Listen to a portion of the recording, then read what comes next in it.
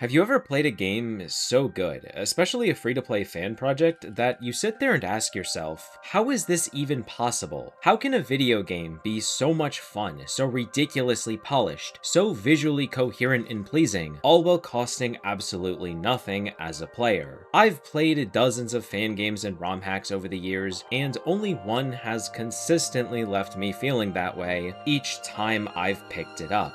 Pokemon Rejuvenation, a fan game with an incomprehensibly large world, over 80 hours of main story content, a unique and engaging battle gimmick present 100% of the time, and so much more. It's a game that I believe is, without contest, the best Pokemon fan game ever created. And in this video, I'll be explaining exactly why. Rejuvenation doesn't begin like your average Pokemon game. You're not in your bedroom or a moving truck, rather on a boat to a brand new region.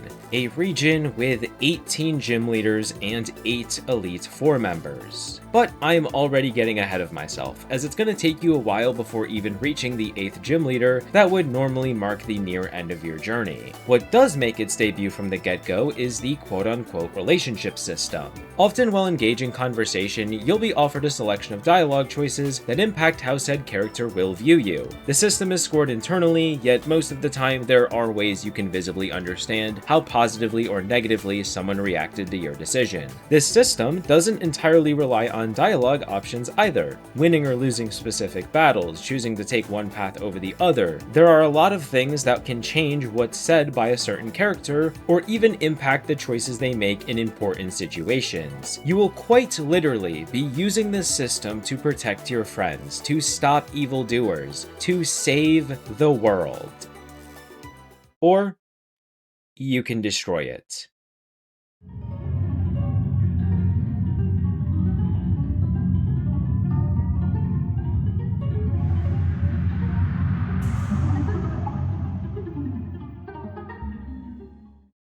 Pokemon Rejuvenation has the most interesting concept I've ever seen fleshed out in a Pokemon game. It's very easy to get the main cast to hate, despise, and disgust you, just as easy as it is for them to love, admire, and care for you simply by picking the correlating dialogue option. For most of the story, these will only cause changes in the dialogue, though upon reaching the 15th chapter is where the story can start to take one of two very different directions. On your first playthrough, I want to say it's pretty unlikely to end up in the Renegade aka bad route, as while the requirements are heavily tied to having low karma points, there are some more specific choices you will need to make.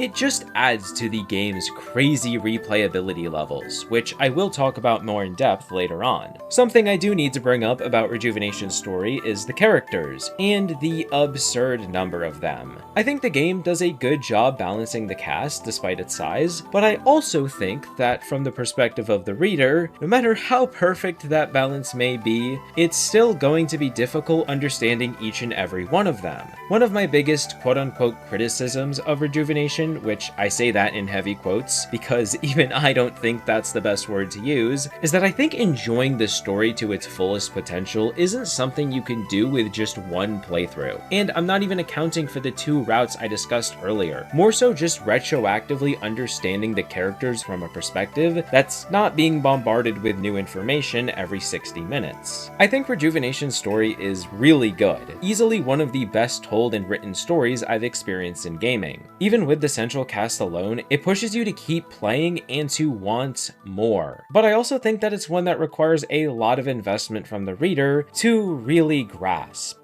If you are someone who wants a game to invest a lot of their time into, then you'll love its region. On paper, Avia is already pretty large. You've got 4 visible islands, each with their own collection of settlements and unique biome types. Yet, what you see with your own eyes is only scratching the surface. An ancient library hidden under a park, a volcano behind a waterfall, systems of tunnels connecting 2 towns, a field of flowers at the end of a river, all of which doesn't even cover everything hidden in just the first island. And each of these areas have many reasons for existing, harboring rare items alongside Pokemon, or even just some of the region's lore. Speaking of lore, one of my favorite parts of Rejuvenation's region is just how alive it feels. Almost every town has a collection of quests allowing you to better understand its history, or even just how the daily lives of the townsfolk operate, although there are some quests that go much deeper. For example, by completing a pretty simple task of reuniting a road worker with their timber opens up a bridge that'll bring you to a massive temple, connected to a quest with various characters you would have met much later in the main story. And yes, choosing to meet them early does have some impact on future dialogue. Rejuvenation goes extremely deep with its side quests, a few of which even having their own unique storylines with characters you'll barely, if at all, ever encounter in the main story. I have heard a few people argue that locking entire plot lines behind side content is kind of lame, but I completely disagree. Rewarding players for exploring every nook and cranny with hours of extra lore and history is a really healthy way to give your story as much detail as possible without cramming even more content into an already colossal narrative. For a game with such a crazy story and world, it's a genuine surprise how little Rejuvenation holds back with its number of gameplay systems that all flow together almost perfectly. The first of which I'm going to discuss are field effects. Normally, Pokemon games take a bit of time introducing you to their primary gimmick, and even then, it's often barely present outside of boss battles. Field effects, on the other hand, appear right as you walk out the lab with your starter, and persist throughout the entire game. Depending on your overworld environment, specific types, moves, or abilities can gain a secondary effect. This can be as simple as a damage modification, or go further, adding a second type to the attack. As you might have guessed, important bosses such as gym leaders are going to take heavy advantage of these fields, empowering their own specialties. However, these fields aren't completely one-sided, still allowing you to look for new or existing openings. A good example would be the water gym leaders field empowering electric type attacks, despite half her team being weak to them, though that's also something she'll take advantage of herself. The field system is extremely deep and engaging, not only deciding which Pokemon are strong where, but also creating hundreds of strategies you would have never thought previously possible. Despite the depth of field effects, there are many other ways Rejuvenation improves the usability of many Pokemon without making changes to them directly. That's right, outside of the few dozen avian forms, every canon Pokemon retains their learn sets, abilities, and base stat totals from the official games. A game-altering change that's first made to improve many of them is that their hidden abilities are just as attainable. But of course, this doesn't automatically fix every bad Pokemon. It's not uncommon knowledge that a good number of hidden abilities are vastly undesired, which is why Rejuvenation adds a set of items called crests, which can be equipped to your Pokemon, providing them with a series of unique buffs. Though, why would you not just buff them outright? Why lock it to an item? If I had to guess from a balancing perspective, it would likely be a way to keep a Pokemon from falling off in power without creating an early game killing machine. It's also another excuse to make the exploration so damn rewarding. Just running around the map and or completing quests could be the difference between winning or losing that boss battle you're stumped by. Yet at this point, I'm sure you're wondering why these improvements to weaker Pokemon matter so much. I mean, this is a game with every single one of them available, so why not just encourage the player to use already powerful mons? Other than the fact that it just gives you more options, Rejuvenation has an extremely unique approach to the Pokemon variety, compared to almost every other fan game. You see, most of your initial options aren't going to be very good. You've got your collection of little birds, bugs, and rodents, just without any Starlies or Riolus hidden in the rough. The game requires you to push your knowledge of the series, adapting to the field effect system, using Pokemon you've likely never even considered catching. Obviously, you're not stuck with these quote-unquote bad Pokemon, though whether it be through progressing the main story, completing side quests, or just exploring, you're going to have to actually earn the ability to use a lot of the powerful options most games would offer you on even the first or second route.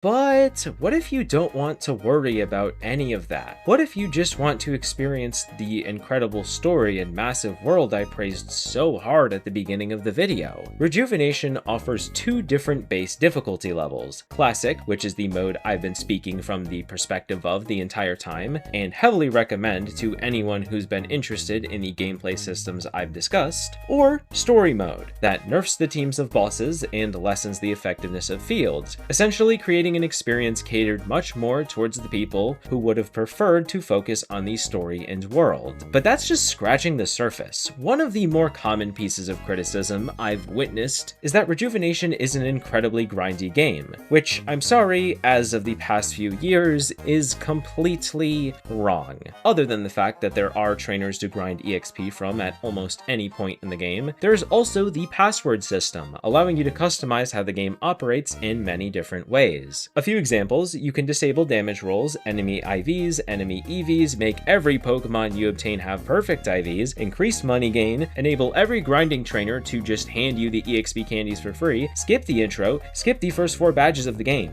The only criticism I think is somewhat valid is that the game doesn't really explain this system's existence to you right off the bat. But unlike Reborn, which the concept was borrowed from, I think Rejuvenation Story Mode by itself is extremely accessible for a casual player who might not even have enough knowledge about Pokemon to even begin understanding the field effect system.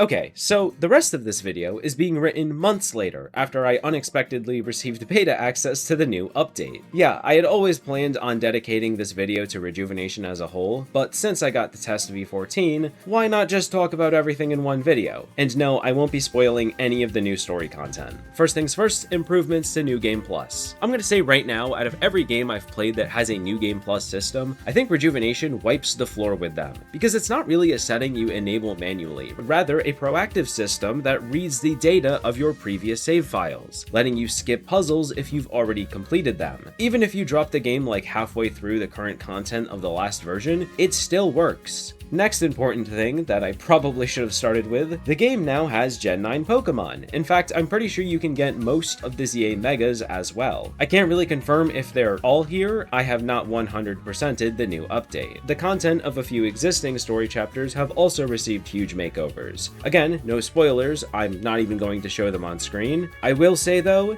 Chapter 8 is really good. Other than that, there's a lot of updates to many of the game's UI systems, some new passwords, and Chapter 16. There are a lot of people who find themselves confused by why this update has taken as long as it did.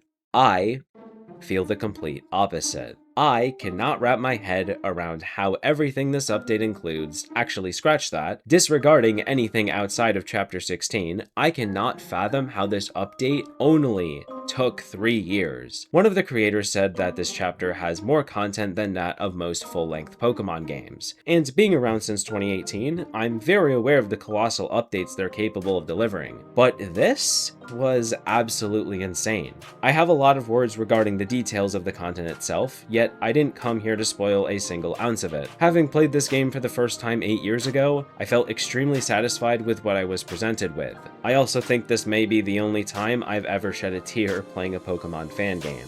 And I haven't even touched the Renegade content yet. Saying Rejuvenation's quality is incomparable to any fan game or ROM hack that's come before it still feels like an understatement, and I don't mean that in an attempt to put other people's work down. I genuinely enjoy my time playing dozens of fan projects each year, picking apart what I love about them and sharing that with all my viewers. Rejuvenation just achieves a game state that feels impossible. I said at the beginning of this video, I seriously do not understand how this game exists, especially as a free-to-play fan project.